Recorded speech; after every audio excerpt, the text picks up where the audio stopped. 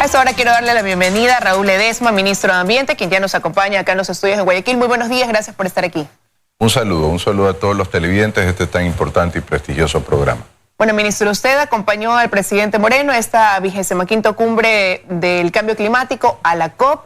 Mantuvieron reuniones con autoridades importantes, incluso para tratar este y otros temas. Y ahí quisiera saber a qué conclusión general se llegó dentro de esta cumbre, de cómo estamos, ¿no? En materia ambiental, en cuanto a lo que se está haciendo o no respecto a este cambio climático que ya sentimos y que vivimos todos. Claro, primero señalar que el presidente tuvo un éxito rotundo, más que el país, porque el éxito del presidente no es de una persona que se llama Lenín Moreno, es del Ecuador entero y de sus habitantes. Y el éxito radicó en que reconocieron los esfuerzos por mantener la democracia como se lo hizo, por tener un país en paz, por a veces preferir tener paz que tener la razón. En fin, esto fue ampliamente reconocido y además ampliamente respaldado. El presidente realmente tuvo una excelente acogida, tuvo el recibimiento de ecuatorianos que residen en Madrid de manera inmensa. La verdad que me sorprendió la cantidad de personas que lo estaban esperando para recibirlo con aplausos, con saludos, a pesar de que ese día llovió espantosamente, inclusive, y hacía mucho frío. Pero esto primero, los empresarios, él recibió unos empresarios, inversionistas, algunos tienen ya empresas en el Ecuador trabajando, otros no, pero los que ya tenían demostraron su satisfacción con el trato que este gobierno les ha dado, sobre todo en seguridad jurídica, y los que no, su voluntad de empezar a trabajar en Ecuador, justamente por este comentario positivo de los otros colegas, ¿verdad? Así que esto solo muy brevemente. Luego en la cumbre, en la COP25, yo creo que cosas positivas, no solo para el Ecuador, de nuevo, para el mundo se han dado. Yo sí encuentro y reconozco un compromiso muy importante y mayor por parte de los países y de las instituciones, fondos de cooperación, agencias de trabajo, ONG, en fin. Yo sí encuentro, y de los países sobre todo. Yo creo que en los países las altas autoridades, los ministros que estuvieron ahí presentes, tenían acciones concretas, demostraban acciones concretas en África, en Latinoamérica, en Europa, programas de reforestación muy agresivos. El Ecuador también, tenemos un programa de reforestación que, de hecho, sin haberlo anunciado, ya lo empezamos justamente con colegios y con escuelas, estamos reforestando, hemos ido ya a varios sectores, hemos estado en Papayacta, en Pululagua, en Puerto Cayo, en la isla Santay, con el manglar, no solamente recursos forestales, vamos a estar en la Amazonía, en Pastaza esta semana. Y el reto es grande, el reto es reforestar todo lo que ha sido deforestado de manera increíble, pero Ecuador, y esto es muy importante, ha sido el segundo país en ser reconocido como el país que menos deforesta. Es decir, ha cumplido con sus metas establecidas y ha sido reconocido con un importante valor en lo económico de fondos internacionales, justamente por haber cumplido esa meta de no deforestación. ¿Qué va ahora? ¿Qué va a pasar ahora? Bueno, el presidente Moreno, en la cumbre de Leticia que hubo en Colombia con respecto al incendio forestal de Brasil, se presentó una propuesta. Y era hacer un centro de control, un centro de monitoreo interamazónico entre todos los países, y esto fue positivamente aceptado, se suscribió la declaración, incluyendo esta propuesta, y estamos trabajando muy de la mano, sobre todo con Colombia y Perú, para establecer con herramientas tecnológicas este control forestal. Ahora, ese fue uno de los puntos que resaltó incluso el presidente Moreno ahora en la COP, pero ahí también dejó ver lo que va a implicar una futura focalización de los subsidios, decía él, a los combustibles fósiles como mecanismo para reducir la contaminación también y la emisión de carbono. Sí. ¿Cómo se avanza en este tema que sabemos permanece en un diálogo por el momento?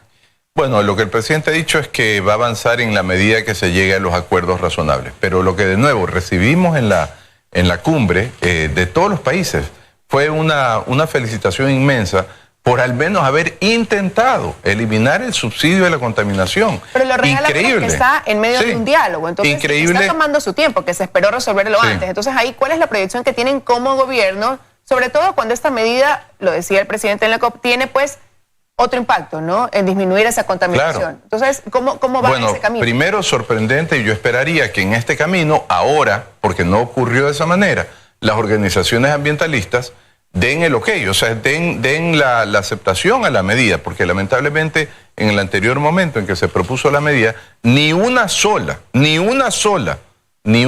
las organizaciones ambientalistas se pronunciaron a favor de la medida de eliminar el subsidio a la contaminación. Y muy por el contrario, incluso una se pronunció pero en contra de las medidas, que fue Estados Unidos. Esto no se entendía en la cumbre. En la cumbre me decían, ¿cómo es posible que Ecuador no apoyen en esta medida? Entonces, el presidente ha sido en esto muy sensato. Como dije, en su momento él prefirió la paz que la razón. Pero ¿y hoy por hoy cómo están las cosas? Bueno, avanzando. ¿Hacia dónde avanza? Mire, avanzando. Yo lo que creo, yo me topé con varios dirigentes indígenas, no con el señor Vargas, pero me topé con otras delegaciones del Ecuador y de otros países de Latinoamérica, ¿verdad?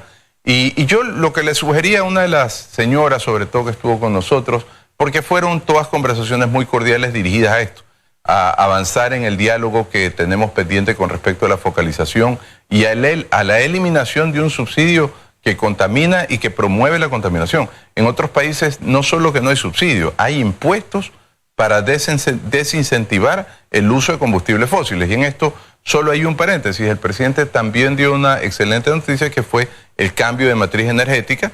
Estamos apurando los procesos para Galápagos, que siendo nuestra joya, no nuestra, la joya de la corona del mundo, vamos a sacar de ahí la mayor cantidad de transportes, de carros, de taxis, transporte público, que usan combustibles fósiles para hacerlo a través de energía fotovoltaica. Pero volviendo al tema, ¿qué le sugería yo a la señora de la comunidad indígena?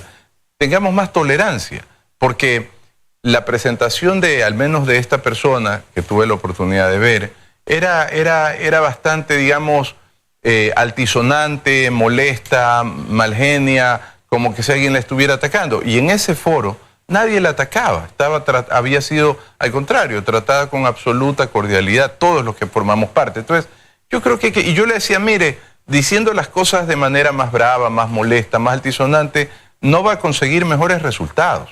Es decir, ser cordial, ser amable, dialogar como personas absolutamente civilizadas, y sobre todo, le decía, porque ella empezó a molestarse más. Entonces yo le recordaba, señor, usted está hablando con un ecuatoriano, usted no está hablando con un enemigo, está hablando con un hermano ecuatoriano.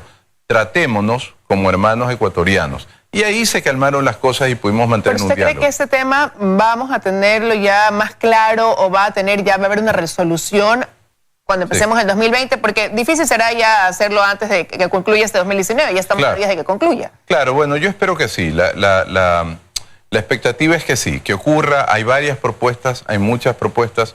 Nosotros vamos a abrir un foro también abierto con las universidades para ver alternativas sobre cómo se pudiera focalizar, alternativas de ideas de mejorar el uso de combustibles fósiles a lo menos posible. Así que todo esto también lo vamos a presentar en su momento al presidente como parte del aporte que da la academia, y esperamos que de uno de estos aportes salga humo blanco. Estoy seguro que sí, somos los ecuatorianos absolutamente capaces de hacerlo. Sería solo una posición inentendible e intolerante como la que tiene, por ejemplo, el señor Vargas, que responde a un tema electoral claramente, y esto sí hay que diferenciarlo. Quienes trabajan desde el punto de vista país y quienes trabajan desde su punto de vista electoral. Yo creo que ahí hay actores que hoy día lamentablemente están enfocados solamente en la parte electoral, y ahí sí esto les va a impedir llegar a un acuerdo, porque siempre su discurso va a ser: yo estoy contra el gobierno, para que en el siguiente periodo pueda hacer lo que te digo está mejor hacer y el gobierno no hace. Entonces esto sí hay que diferenciarlo con absoluta claridad, ¿no?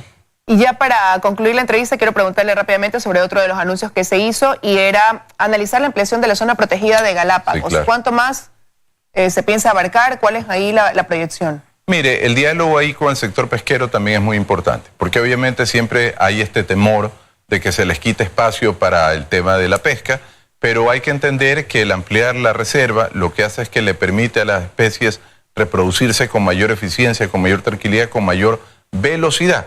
Y todas las especies de una u otra manera son migratorias. Los peces no saben en dónde empieza la línea y dónde termina la línea. Entonces, el que haya mayor cantidad de peces, luego eso va a beneficiar sin duda alguna al sector pesquero. Siempre hay que entender los miedos, los temores de los seres humanos a los cambios que se proponen. Pero esta es una medida también que ha sido aplaudida ya, fue aplaudida en la cumbre, porque reconocen Galápagos y los beneficios que da no solo al sector turístico y al sector ambiental, sino al sector productivo pesquero. Iremos viendo cómo se van dando esos cambios también que apuntan, no solamente, como decíamos, en algunos de los casos, como es la focalización de los subsidios en un tema económico, sino también que repercuten en un tema ambiental. Quiero agradecerle su presencia esta mañana aquí, ministro. No, a ustedes, muchas gracias. A los jóvenes un pequeñísimo mensaje. Hechos y no palabras. Pasemos de la propaganda, de la publicidad y de la novelería al trabajo real. Necesitamos sus manos, sus mentes y toda su capacidad para trabajar por el ambiente.